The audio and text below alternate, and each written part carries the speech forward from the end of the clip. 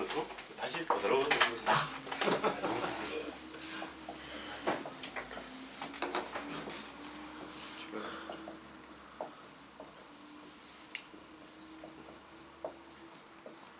너무나 당연한 거지. 여기서 의사결정이 일어나는데 의사결정이 일어난다는 것은 자기가 이긴다는 거예요. 뭔가 이겨야 돼. 이기려면 좀 단단해져야 돼. 단단한 게 부드러운 걸 이긴다는 거지. 부드러운 게 단단한 걸 이긴다는 건 거짓말이다. 근데 이제 얘들은 왜 부드러운 게 단단한 걸 이기냐면 얘들은 항상 두 명이 하고 얘는 한 명이야. 그래서 이래로 이긴다. 칼날 같은 거, 칼날이 그게 뾰족하다고 항상 이건 1이라 해야 돼. 2면 칼이 안 들어. 그래서 단단하고 뾰족한 것이다. 이거는 부드러운 것이다. 스포츠에 비한다면 이놈은 뭔가 이 레슬링처럼 좀 부드러운 누구 견고한 거는 권투. 진입자 힘 운동량으로 보면 레슬링이 진이고 권투가 한 입자쯤 되고 힘은 한 유도. 유도는 이 부드러운데 사실 존나 단단해. 유도 할 때 뭐처럼 이러고 막 이러게 존나 단단해. 막 단단하다가 이렇게 업어치기 들어가면 부드러워지는 거지. 그 다음에 유도. 운동은 한 마라톤 뭐 이런 거고. 양은 스포츠도 아니지만 굳이 말하면 뭐 제자리 멀리뛰기 이런 거야. 좀 재미없는 거야. 이거는 부드러운 것도 아니고 이거는 양은 이제 끝난 거야. 써줄 게 없다. 그래서 기본적으로 세상은 부드러운 것에서 단단한 것으로 가고 다시 부드러워진다. 이 얘기를 왜 하냐면 기본적으로 세상은 단단한 것이 아니라는 뉴턴이나 아인슈타인의 생각이 뉴턴이나 아인슈타인의 생각이 이게 사실은 어떤 무식한 대중들을 계몽하려는 의도가 있다. 아인슈타인은 원래 부드러운 걸 주장한 사람인데 자기가 더 부드러운 걸 나오니까 갑자기 막 삐딱해져서 갑자기 단단한 걸 주장하고 내가 부드러운 걸 이야기했는데 제가 더 부드러워 삐졌어. 이 사람들의 목적은 결국 그 주술, 그러니까 봉건시대의 비과학적인 태도에 대한 어떤 반대 입장에서 계몽주의 어떤 과학, 수학 이런 거 뭔가 수학은 딱딱하잖아. 딱딱해야 돼. 그래서 수학도 깊이 들어가면 부드러운 색이다. 수학이 딱딱한 놈이 수학이 또 있다는 거지. 그래서 수학책에 부드러운 얘기 안쓰러운 건 수학책 저자 잘못한 거라고. 그렇게 쓰라고 그러냐고. 좀 부드럽게 쓰라고 말이야. 수학책 보면 진짜 딱딱하게 써놨어. 수학책은 이렇게 써야 된다고 수학자들이 그렇게 생각하는 거야. 지들이 폼 잡으려고 괜히 그렇게 딱딱하게 써놓은 거야. 수학이 딱딱한 건 아니다. 그냥 걔들이 그 아저씨 좀 이상한 아저씨다. 그리고 그래서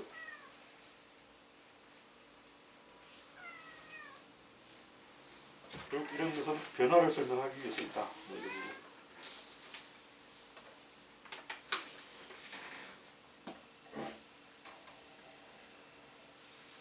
내가 또 뭐 남자의 고추도 부드럽다가 딱딱해진 다음에 다시 부드러워진다. 이건 무서개로 생각하는데 무서개가 아니라 세상이 다 그렇다는 거지. 진짜 그래. 진짜 뭐든지 보면 처음에는 부들부들하다가 연애할 때는 이제 부드러워. 근데 결혼식 딱 끝나자마자 갑자기 어깨에 힘 빡 들어가면서 여보 봐라! 그러고 막 딱딱해져. 그러다가 할아버지가 되면 반대로 부드러워져가지고 여보 어디가 나도 같이 가. 그러고 막 여보 같이 가. 그래서 정반대로 부드러워진다.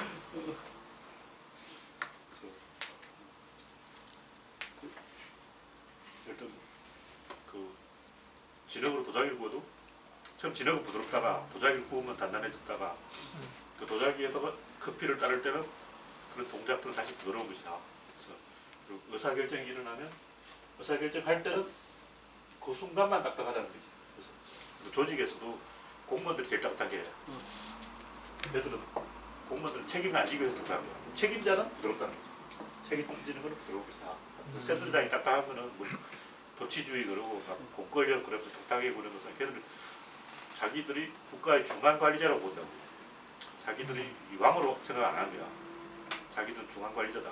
그래서 깐깐하게 부려야 된다. 이렇게 생각합니다.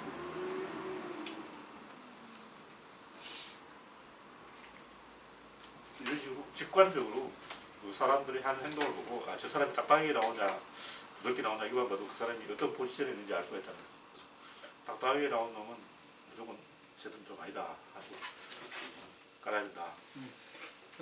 바둑을 두든가 뭐 이렇게 게임을 하다가도 상대방이 딱딱하게 나오면 쟤는 고수가 아니구나 딱 알아봐야 된다.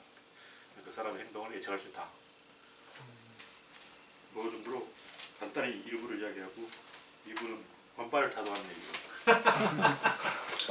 얘기했지만 이제 동영상으로 한 번 더 조회수 올라가는 거. 혓바늘 담은 욕인데. 아 근데 박근혜부터 하고 환빠인데 어떻게? 대통령 환발이야 큰일 났어. 맞아. 웃겨.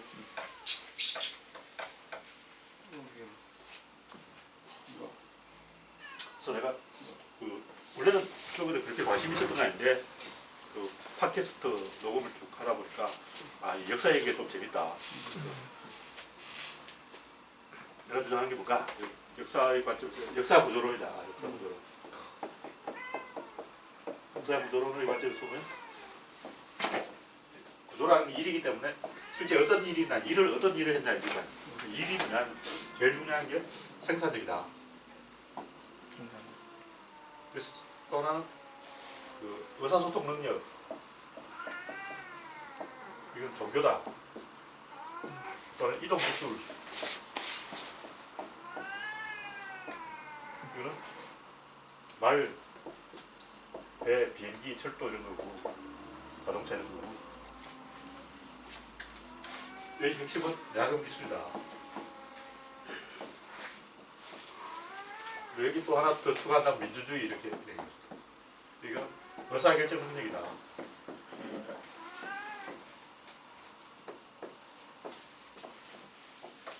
이렇게 이제 난 뭐 하나 더 있었는데 이동 기술, 종교, 의사결정 능력, 의사소통 능력, 또 뭐 하나 문화 뭐 이렇게 잘못 하여튼 내가 5개를 정리하는데 이거 좀 오래돼서 한 3년 전에 한 얘기를 까먹었습니다. 그래서 제일 중요한 게 야금 기술이다. 야금 기술은 청동기와 절개이다. 근데 청동기 시대는 사실은 석기 시대다. 무슨 얘기냐? 청동기 시대 농사를 청동기를 안 지었어. 그러니까 석기로 농사를 지었다는 거지. 그래서 그 고인돌 파보면 석기가 나와. 그때 청동기 시대라는 거지. 석기가 나온다고 해서 석기 시대 이렇게 생각하면 안 돼. 석기가 나오면 청동기 시대다. 철기 시대도 추철 시대가 있고 단조철 시대가 있다. 뭐 접세 이런 것도 있는데 이건 좀 굳이 필요한 건 아니고 이건 아랍하고 동양에서 서양 놈들은 접세를 할 줄 몰라. 단조철은 원래 이 포도주 자른 그 프레스에서 서양 동전 찍어내는 거마나 은하를 찍어내는 거예요. 망치로 때리는 것도 있고 돌려서 찍어내는 것도 있는데 동전에 사람 얼굴을 그 왕의 얼굴을 찍어내다가 만드는 게 단조다. 근데 이제 발달해서 망치로 많이 때려서 쇠를 만든다. 단조철을 하면 그 강체된 기출철을 하려면 뭐가 있어야 되냐? 풀무가 있어야 돼요. 그래서 제철 기술은 야금 기술은 굉장히 이 수천 년에 걸쳐서 천천히 발전해왔다. 그래서 우리 고대사를 논할 때 우리 막연히 뭐 중국이 앞선 나라라고 생각하지만 과연 중국이 앞서 있었는가 이건 아니다. 같은 시대에 야 너 중국에 가서 살려면 저 한반도에서 살려 그러면 다 한반도에서 산다 그러지 중국에 가서 안 산다고. 중국은 사람이 살만한 데가 안 돼. 무조건 도시에 산다고 해서 좋은 게 아니다. 그래서 진시황이 한 짓이나 보면 사람으로 안 쳐. 그냥 들판의 그 짐승 사냥감 정도로 생각합니다.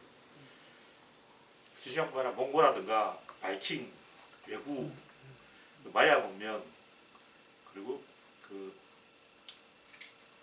람세스 때 나오는 바다 사람들 이런 약탈자들은 거의 국민을 인간으로 취급 안 해. 근데 중국도 하나라 은나라 때까지는 국민을 인간으로 취급 안 했다는 거예요. 사람을 잡아먹었어 내가 봤을 때는. 포로를 수만 명씩 끌고 와서 체험했다 이런 게 나오는데 왜 포로를 끌고 와서 체험하지 이거 쓸데없지 않냐.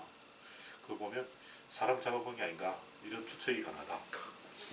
또 중국에 사람 잡아본 얘기 많이 나와. 그래서 사람을 식량 정도로 봐 생각하는 그런 야만한 시대를 우리가 동경했어. 와, 우리도 또 그래서 좋겠다 막 이러면 안 된다. 야만을 숭배한 거야. 그래서 이 우리나라 삼국 시대의 제일 핵심적인 이제 이동 기술 이거 뭐냐면 해안을 따라서 배로 이동했다는 거지. 그래서 해안을 따라서 배로 이동했기 때문에 고구려 신라 백제는 다 수도가 강가에 있다. 고구려의 국내성이라든가 평양성이라든가 그 공주 한강에 있었던 하남 유래성 그리고 사비성 그리고 공산성 경주 반월성은 좀 이상하지만 하여튼 가까이 있어. 하천 주변에 있는 거야. 그래서 왜 이 성들이 항상 하천 주변에 있냐? 내륙을 지배할 줄 몰랐다. 그래서 우리는 그냥 내륙에 가서 세금을 내라고 하면 백성들 세금을 낼 거 아닌가 이렇게 생각하지만 이거는 요즘 생각이고 옛날에는 내륙에다 숲이 우거져 있기 때문에 사람들이 일단 세금을 안 내요. 그래서 내륙을 지배할 줄 몰랐기 때문에 사람들이 다 성읍 도시에 살았어. 근데 그 도시들이 그리스도 그렇고 우리나라도 그렇고 다 바닷가에 있었어. 그래서 내륙에는 도시가 없었다. 내륙에는 그 사만시대라가 이때만 해도 5세기까지만 해도 도시가 자체가 존재하지 않았다. 다 강가에 있었다. 그렇기 때문에 그 사람들이 강가에 줄 살았기 때문에 그 국가의 왕의 통치에서 제일 중요한 것은 해상무역이다. 그래서 고구려도 알고 보면 굉장한 해상무역 국가였고 일본도 무역을 하지 않으면 살 수가 없었다. 일본이 그 당시에 이 제법 큰 나라로 있었지만 그것이 대륙 국가는 아니라 영토를 지배하는 그런 우리가 생각하는 그런 국가는 아니고 해안의 거점을 가지고 이 한반도를 왕래하면서 항해술이 뒤떨어졌기 때문에 그 연안을 따라서 일단 대마도를 건너서 부산에서 바닷가로 계속 가.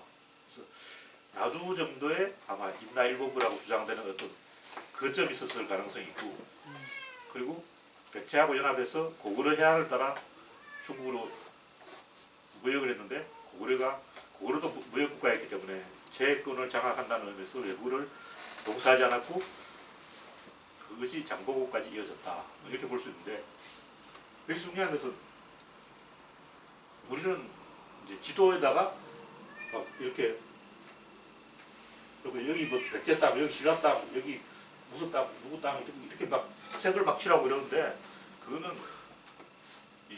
그 당시 실제 역사에 안 맞는 개념이다.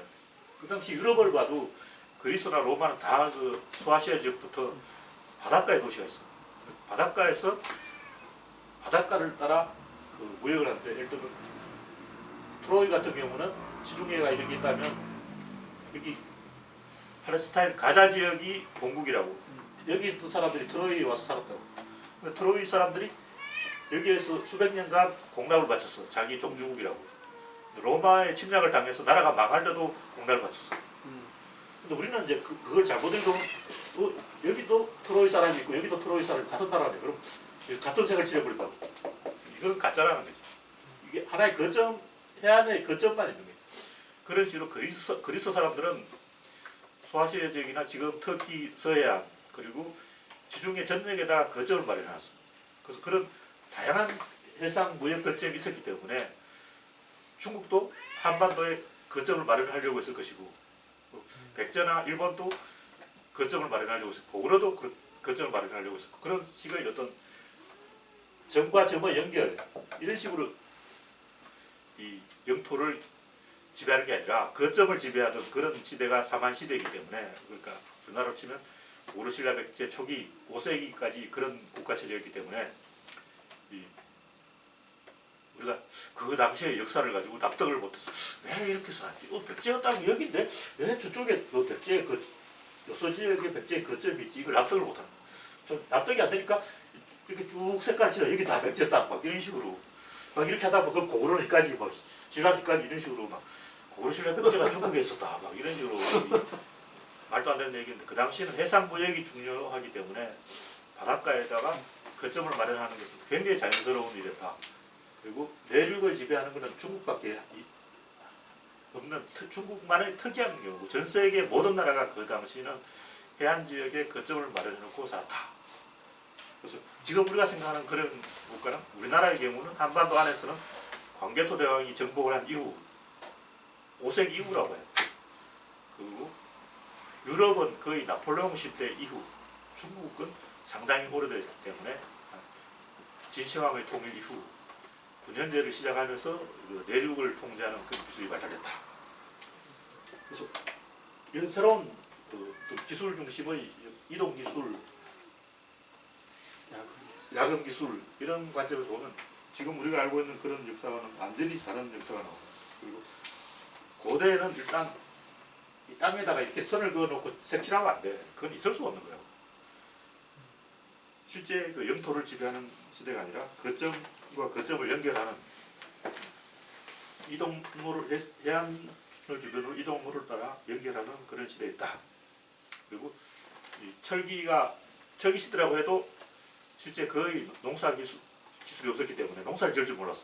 그래서 그냥 특히 보리 같은 경우는 가을에 씨앗 뿌려놓고 봄에 수확하면 끝이기 때문에 이 농민들이 농촌에서 할 일이 별로 없다는 거죠.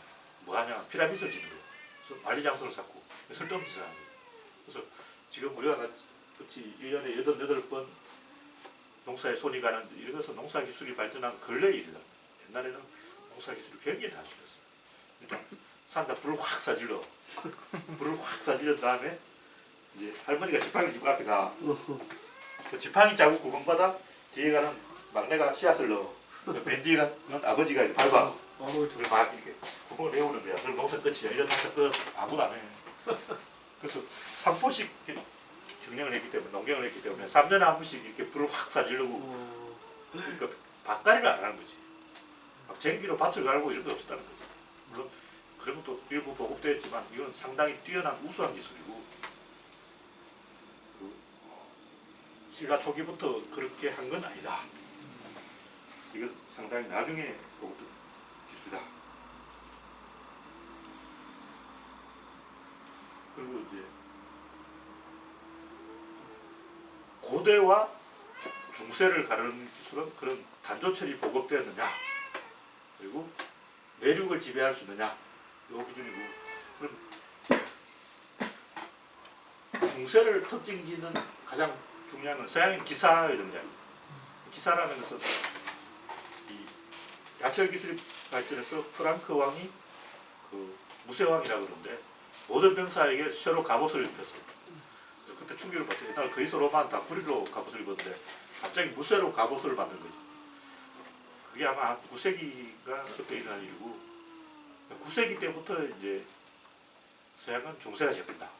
동양은 어떠냐면 아랍에서 접쇠 기술이라고 하는데 쇠를 계속 접어서 휘어진 칼을 만드는 기술.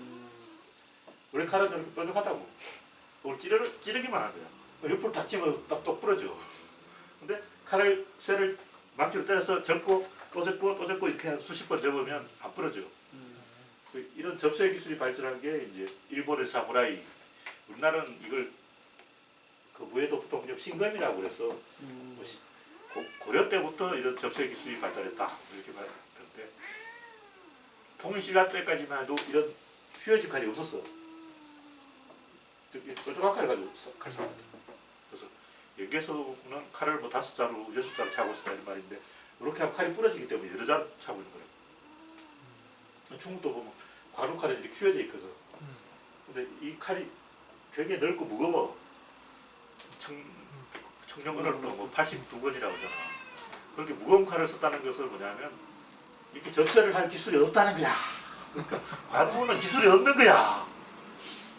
일본도는 이렇게 얇다고 이거 뭐하러 이렇게 칼 면적을 넓게 하자고. 그건 기술이 안 되니까 칼날이 자꾸 부러지니까. 그래서 관우칼은 정말 안 되는 칼이다. 잘 되는 칼이 아니야. 그러니까 그게 두껍게 하더라고. 그래서 관우 시대 중국은 좀 이 야근 기술이 형편없다.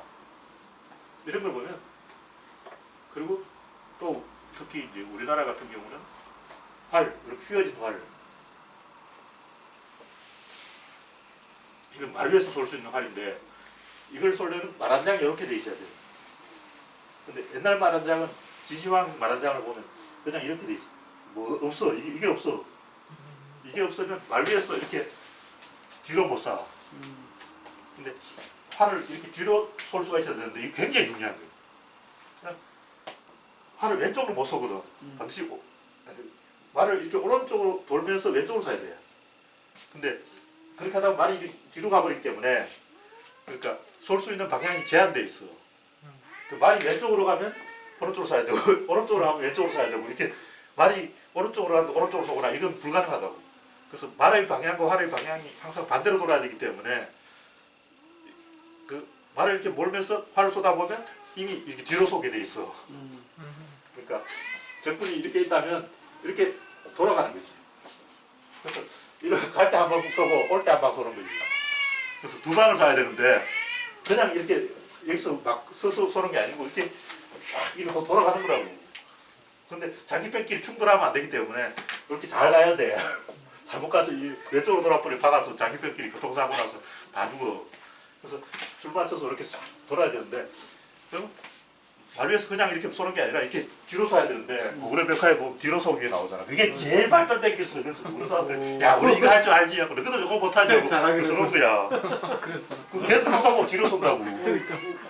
그랬어 그럼. 앞으로 쏘면 말대가리 쏴버려. 자기 말대가리 쏴버리고 죽어버려. 말대가리 피해야 돼. 그래서 뒤로 쏘는 기술이 있어야 되는데 요 말한장 요게 굉장히 중요한 거라는 거지. 근데 그럼 이 말한장 요게 언제부터 생겼냐? 검색해도 잘 안 나와. 그래서 사람들 이런 데 관심이 없어. 제일 중요한 게 이거다.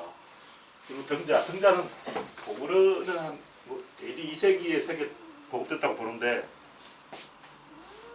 그 서양은 9세기 이후에 보급된 거고.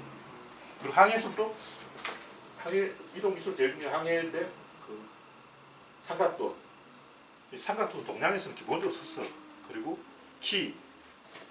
대비에 키 이게 있어야 되는데 서양은 이게 없어. 이게 콜럼버스 때 처음 보급된 거야. 콜럼버스가 이거 생겨서 신나가지고 와 이게 어디까지 갈 수 있어? 우리 한번 가보자 하고 막 가보니까 아메리카까지 가버린 거야.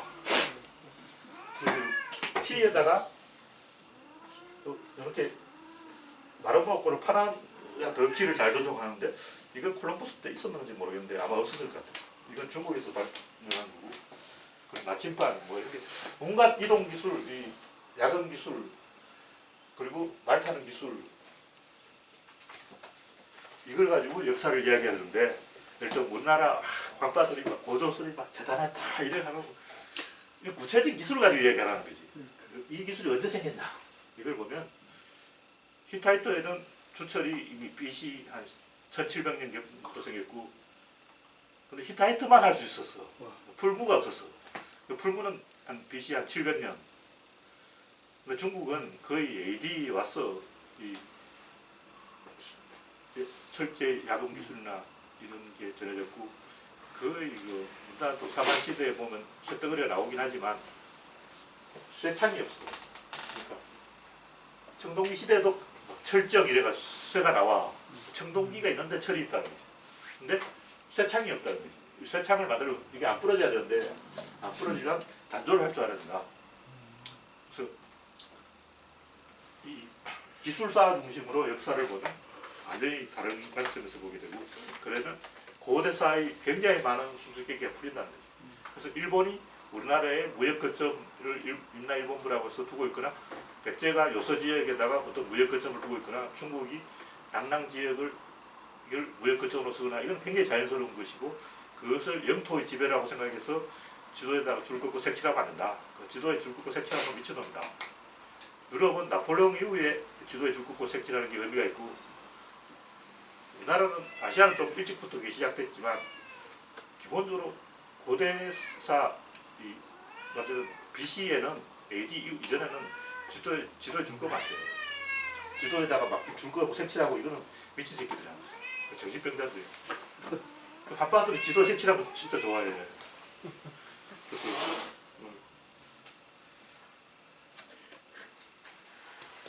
지금도 뭐 이 인터넷 검색을 보면 항우 이렇게 검색을 보면 항우가 말 타고 등자가 있어. 그게 가짜라는 거지. 진슈안 묻으면 등자 없어. 안장도 없어. 없었구나. 그리고 이 한사군 그 낙랑 고문에도 보면 다 쇠내지 활이 없어. 그러니까 한사군의 한나라 놈들은 이런 우리가 아는 그런 활, 휘어진 활을 만들 줄 몰랐다는 거죠. 물속 불을 붙인 이 복합궁 마르게에서 쏠 수 있는 활이 없었다는 거죠. 그래서 그 고구려가 그 북경까지 혹은 몽골 변방까지 원정을 간 기록이 있는데 그런 것이 또 지도에 색칠하고 싶은 사람은 와 고구려 이만큼 갔대 하고 막 색칠한다고 그러면 안 되고 충분히 그 가능한 시대였다. 왜냐하면 그 당시 북방 유목민들이 중국보다 야금 기술이 발달해 있었기 때문이다. 그래서 위진남북조 시대 중국이 오랑캐에게 거의 밀린 이유는 그만큼 중국의 기술이 낙후했기 때문이다. 그래서 이런 기술사 위주로 보면 환파처럼 막 지도에 색칠을 안 해도 굉장히 자부심을 가질 수가 있다. 그래서 중국 환파들은 결국 중국이란 사대주의다. 이런 얘기고 중국이 이 문명 국가가 된 것은 관료주의, 관료제도 법가들이 만들어낸 아이디어인데 굉장한 아이디어야. 관료를 통해서 그 내륙을 통치한다. 이거는 굉장히 멋진 아이디어라고. 이걸 공자의 제자들이 생각해냈기 때문이다. 또 하나는 그 남조시대에 예술이 일어났기 때문이다. 그리고 결정적으로 중국이 문명국가의 모습을 가지게 된 것은 아랍하고 교역을 하면서 아랍의 앞선 기술이 들어왔기 때문이다. 그 이전에는 중국은 굉장히 남한적인 나라였다. 근데 중국 공산당들은 지금도 진시황을 찬양하고 막 그러고 있는데 이거는 반달리즘이다. 이거는 그냥 야만한 생각이라고. 그런 문명에 대한 이해가 없는 거야. 근데 환파들은 그런 진시황, 우리도 진시황이 있었으면 좋겠다. 이게 환파 생각이고요. 우리가 몰라서 그렇지 알고 보면 고조선 때 진시황이 있었어. 이런 얘기를 하고 있는 거라고. 그게 좋은 게 아니라는 거죠. 가장 중요한 것은 결국 민주주의고 의사결정 능력이 있어야 된다는 거죠. 그래서 과연 그 하나라나 은나라 중국의 의사결정 능력이 있었는가? 없었다는 거죠. 일단 자기 자식을 죽여. 모든 임금들은 자식을 죽여. 그리고 모든 신하들은 왕을 죽여. 그 춘추 시대의 어떤 중국 역사를 읽어보면 너무 끔찍해. 몇 페이지 읽다가 이 인간이야, 이 개새끼, 이 나쁜 새끼.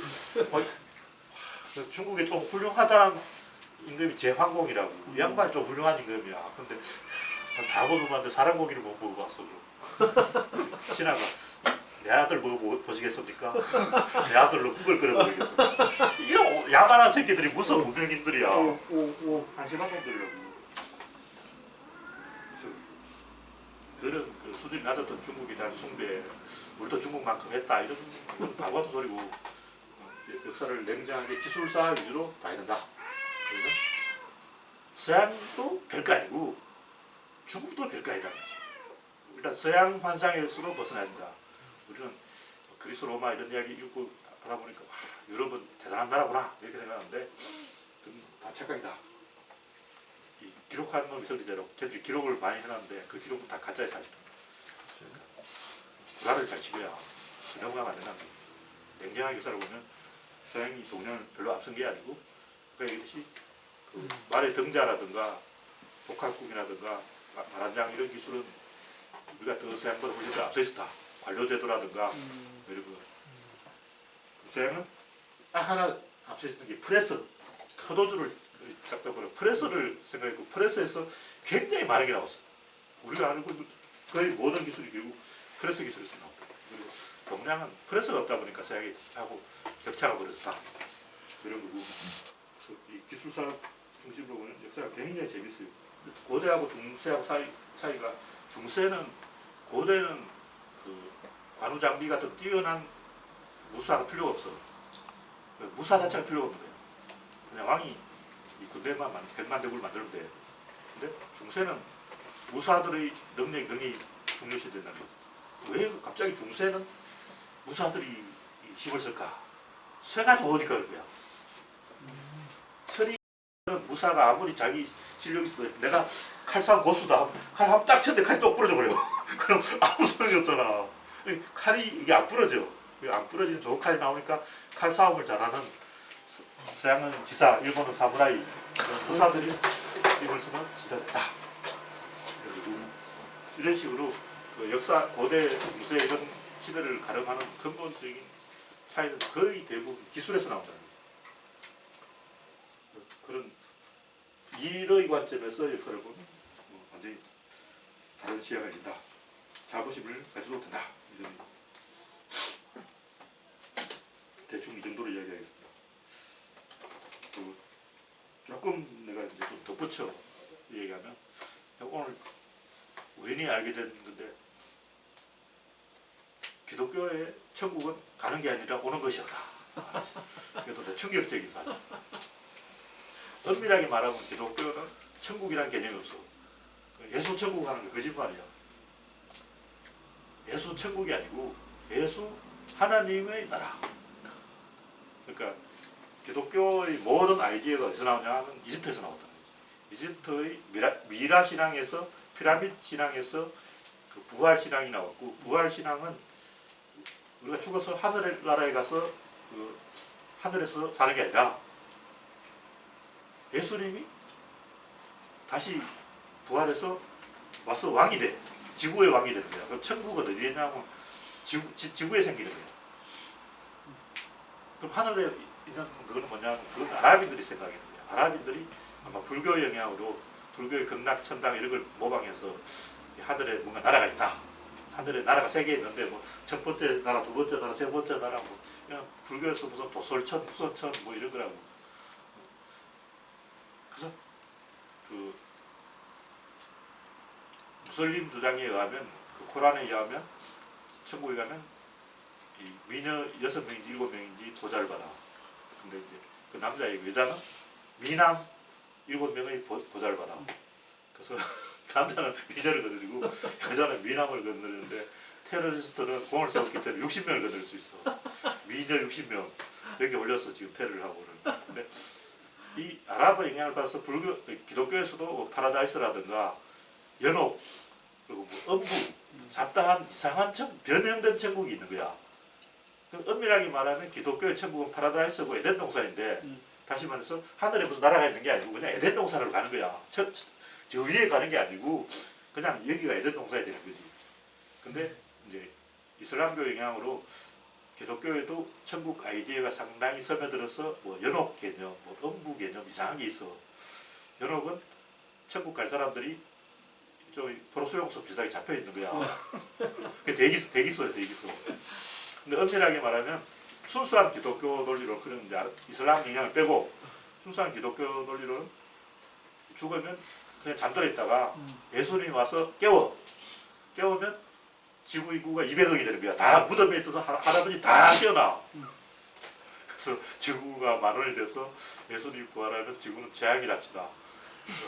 예수님이 부활해서 재림 예수하기 전에 빨리 외계로 탈출해야 돼. 그래서 화성에 식민지를 만들어야 돼. 그래서 기독교 신도들이 화성에 열심히 식민지를 만들려고 지금 화성 이주 계획을 세운 게 아닌가 이런 추정이 있는데, 그래서 내가 지금 여기 사는 얘기는 뭐 기독교가 어떻다 이런 얘기를 하는 게 아니라 그 기독교 이야기는 기독교도 다양한 교리 또 교파마다 달라. 카톨릭도 다르고 개신교가 또 달라. 해석이 다 다르기 때문에 또 부지런한 기독교 아저씨들이 성경에서 천국이 하늘에 있는 근거를 찾아냈다고 또 그렇게 주장할 것이 틀림없기 때문에 내가 지금 하는 얘기 별로 의미가 없고, 중요한 것은 이 아이디어라는 게 반드시 출처가 있다는 거죠. 기독교에 나온 여러 가지 아이디어가 그냥 생기는 아이디어가 아니라 반드시 근원을 따져보면 실제 있었던 어떤 사건을 모티브로 한 변형된 여러 가지 그 어떤 과정이 있고 그냥 생기는 게 아니라는 거죠. 부활신앙이라든가 이런 게 그냥 생기는 게 아니라 실제 있었던 사건과 어떻게든 요만큼이라도 연결되어 있습니다. 그래서 그 출처를 하나하나를 따져보면 굉장히 재밌다는 거지. 그래서 이런 얘기를 왜 하냐면 환파들이 과거에 우리가 중국을 지배했대. 그럼 그 아이디어도 누군가에서 나왔을 거 아니야. 그 하나하나 따져보자고. 그 하나하나 따져보면 완전히 다른 이쪽으로 가버려요. 다 기술사 쪽으로 가버린다. 최종적으로 이 모든 것을 지배하는 건 기술이다, 일이다, 메커니즘이다 이런 얘기고, 그런 걸 떠나서 그냥 막연하게 우리가 뭐 중국을 지배했다, 중국이 어떻게 했다는 것은 아무런 의미가 없는 그냥 개소리라는 거예요. 그래서 지나친 이 중국 신앙, 중국을 숭배하는 그런 유럽을 숭배하는 그런 판타지에서 벗어나서 종교라든가 이런 것을 객관적으로 바라보면 모든 아이디어가 다 연결돼서 네트워크를 이루고 있어요. 굉장히 재밌는데 그걸 이거는 기독교, 이거는 이슬람, 이거는 가톨릭, 이거는 중국, 이거는 한국 이렇게 자르는 것은 굉장히 허무한 얘기다.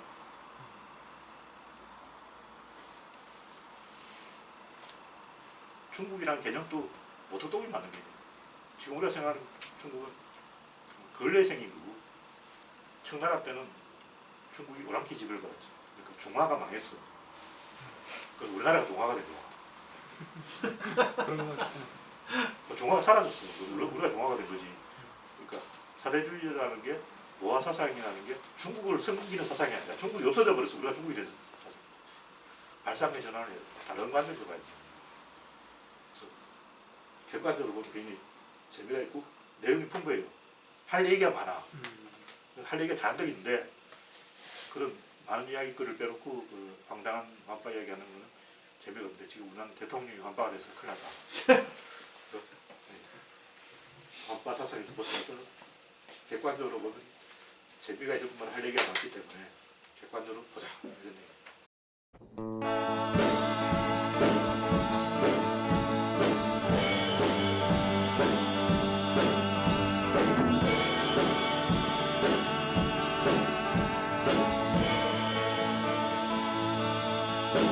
What can